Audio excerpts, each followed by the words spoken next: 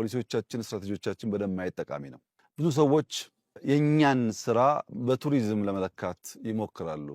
እንደዚያ መሳሳት ጥሩ አይደለም። ዛሬ የዓለም ባንክና የአይኤምኤፍ ዓመታዊ ስብሰባ ዋሽንግተን ላይ ያደረገ ነው ያለው እና የዚህን ዓመት እድገት ፕሮጀክሽን አውጥቷል። በአፍሪካ ውስጥ ቁጥር 1 ከፍተኛ እድገት ያላት ሀገር ኢትዮጵያ ናት። ከፍተኛ ቁጥር 1 በምን መጣ ሲባል በቱሪዝም በሰራነው ስራ፣ በግብርና በሰራነው ስራ፣ በኢነርጂ በሰራነው ስራ፣ በቴክኖሎጂ በሰራነው ስራ፣ በማይኒንግ በሰራነው ስራ በድምር ውጤት ነው ይሄ ነገር የመጣው። አፍሪካ በእነሱ ግምት ከ9% በላይ እድገት የምታረጋግጥ ብቸኛው ሀገር ኢትዮጵያ ናት። እኛ ከዚያም በላይ እንጠብቃለን፣ ሲደርስ የምናየው ይሆናል። ይህ ግን የመጣው ግልጥ ያለ ስትራቴጂ ኖሮን የት ጋር ምን እንደምናደርግ አውቀን እንዴት ፎሎ እንደምናደርግ ገብቶን በትጋት መስራት ስለቻል። ኢትዮጵያ የምትሰራው በአባቶቻችን ደም ብቻ ሳይሆን በእኛም ላብ እንደሆነ ስለምናምን አባቶቻችን በደም ሀገር ሰርተው አቆይተዋል።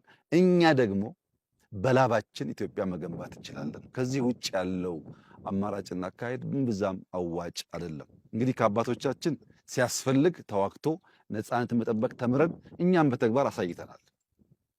ከአባቶቻችን በብዛት ያላየነው ደግሞ በላብ በደም በፖሊሲ በድካም ሀገር ሊገነባ ደግሞ እንደሚችል የነበረው ውስንነት ማካካስ ተችሏል። ሲደመር የኢትዮጵያ ብልጽግና ዓለም አፍሪካ በሚያምነው ልክ እየተረጋገጠ ይገኛል። መኩራትም አያስፈልግም። ለበለጠ ውጤት መትጋት እንጂ የእርካታ መንፈስ አያስፈልግም። ከእቅዳችን አንጻር በጣም አርኪ ስራ ይሰራል።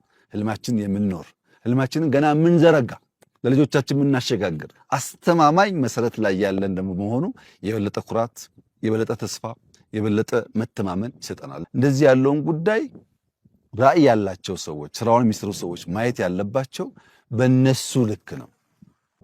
የንስርና የቁራን ዝምድና ማየት ጠቃሚ ነው።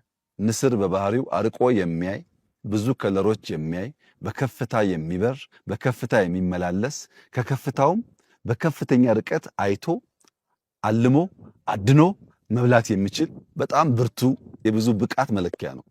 ቁራ በአንጻሩ የቆሸሸ ቦታ የሚውል በመጮህ በማልቀስ አካባቢ ይበክል ባለበት ከባቢ ላይ ከሚበላውም ከሚረጨውም የተነሳ ብዙ የሚቆሹ ነገሮች የሚታዩበት የአዋፍ ዝርያ ነው። ይሄ የአዋፍ ዝርያ ከሌሎች በተለየ መንገድ ንስርን ሊፋለመው ይሞክራል። ለመናከስ የመተናኮል ስራ ይሰራል። ንስሩ ግን ቁራው ከላይ ተቀምጦ እየደበደበኝ ስለሆነ ምላሽ ልስጥ አይልም። ምን እያደረክ ነውም አይለውም። ሙከራ ምንድነውም አይለውም። ከቁራው ሰፈር በከፍተኛ ፍጥነት ወደ ራሱ ሰፈር ይበራል። ከፍታን ለንስር ዝቅታን ለቁራ አርጎ ተፈጥሮ ተሰጠ። ወደ ላይ የወጡ በሄዱ ቁጥር ቁራው እንኳን ከላይ ሆኖ መደብደብ እንኳን ከላይ መቀመጥ ከፍታውን መቋቋም ስለማይችል መፈጥፈጥ ይጀምራል። ንስሩ ግን ብድግ ብሎ ወደ ከፍታው ነው የሚሄደው። እኛ እንደሱ ነን። ወደ ከፍታችን እንበራለን፣ ህልማችንን እናሳካለን።